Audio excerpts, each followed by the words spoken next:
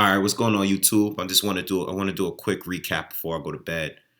Uh, Listen, one thing Errol said in that post fight interview, okay, that in the line he said something in the lines of, I just wanted to prove to people that I could box. People are saying that I can't box or he's a better technician and all that stuff. He definitely proved that to me. You know, now, a lot of people were saying that it's a lose lose for Errol.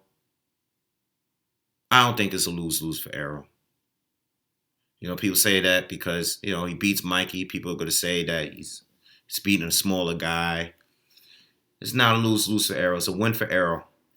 It's a big win for Errol because he proved not only that he can box, but he outboxed and outclassed one of the very best boxers in the sport. Yeah, he made it look easy. He impressed me because, one thing that I was saying is that, even if Mikey is a little bit more talented, I don't think it's that wide. But what Errol proved to me tonight is that it is wide in his favor. He's on another level from Mikey Garcia. And Mikey Garcia is a great, great boxer. But what Errol proved to me, some of the things that this guy switched it up so many times in this fight.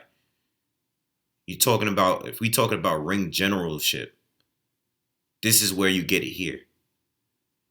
Spence was beating him in so many different ways. Coming forward, going backwards. Close range, long range. He beat him in so many different ways. I'm seeing upper body movement from Errol that I don't normally see. All right. I'm seeing a lateral movement from Errol. I'm seeing him stepping around Mikey and leaving Mikey off balance. Okay. His footwork was it wasn't just strictly flat-footed come forward Errol. We've seen a different range of different ways that Errol can fight here in this fight. He was showing a lot of slickness in there. Something I've never seen in Errol. Okay? I made a video this morning and I said, this guy keeps improving with every fight. I don't even know what, Mikey kept saying in these interviews, I want to fight the best because I want to show what I can really do. And one point that I brought up in my video was like, I don't even know how good Errol really is because every time I see him, he keeps improving. So maybe he's going to show us something that we never seen before. And that's what I got out of this fight. That's pretty much the point I'm trying to make here. Errol is he's on a different level from Mikey. This wasn't just a weight bully fight. This is Errol outboxing Mikey.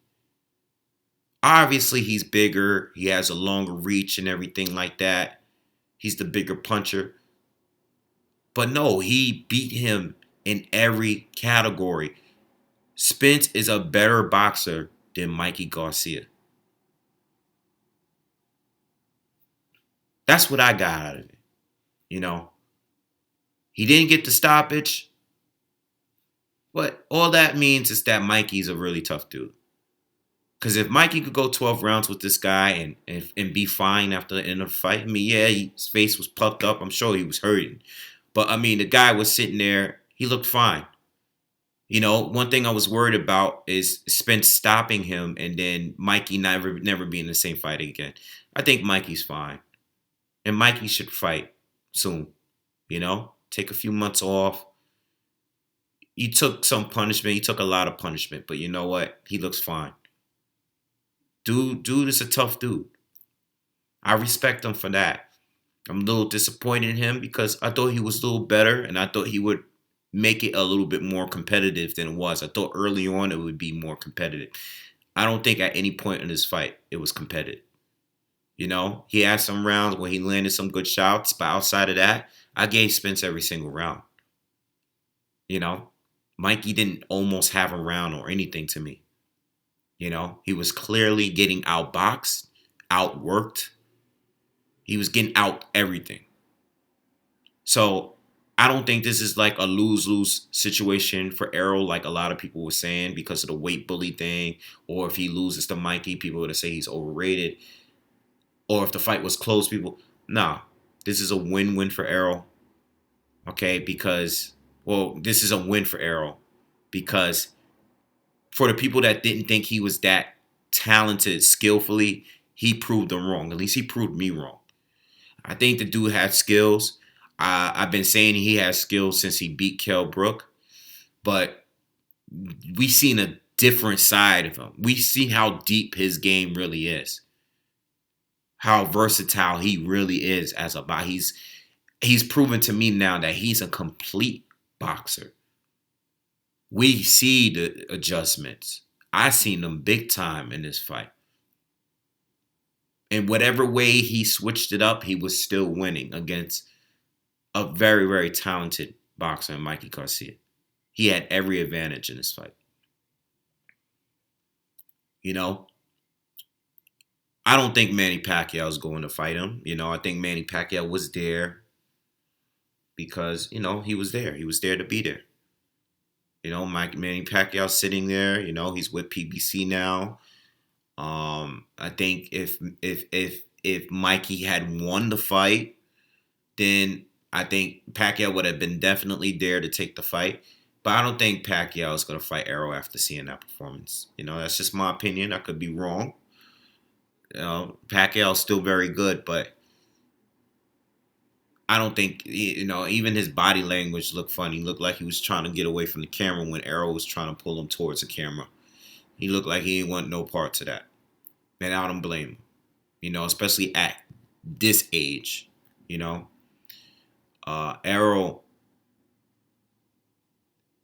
the truth, man. Yeah, I learned with the Kell Brook fight, but he's old. He's actually making me feel that he's unbeatable, at 147 at least. Terence Crawford is the only guy, like I said earlier, is the only guy that I want to see in the discussion. And now it's like even that, I'm looking at all the performances from Errol before, and I'm like, well, Terence Crawford is still more technically sound than him. But now, since this guy once again has proven that he's better than what I think he is, I have to keep revisiting that, because this guy can make adjustments and switch it up too and still be as strong and as powerful as he is. He's very, very good. Mikey, listen, to me, still a pound for pound fighter. He just needs to go back down to 135. I would like to see what he does if he fights Lomachenko. If he doesn't fight Lomachenko, I'm interested in seeing what he could do at 140. You got Regis, you got Josh up there at 140. I would like to see what he can do against those guys. But 147. Even if he wants to stick around at 147, this Errol wasn't the one. It was a bad idea from jump. It was a bad idea, But he's fine, take a break and get back in it.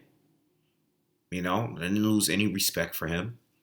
I thought it was going to be more competitive. He did a call out and everything. Listen, these guys at 147 don't want to fight him, at least on the PBC guy. The PBC side, they don't want to fight him. So he called him out. He wanted to challenge himself. Well, he got a reality check. I think he's an A-class fighter, and I still believe he is. But you're not, I think somebody said this in my comment. He's like, Mikey, somebody said in my comment, Mikey is great, but he ain't special enough.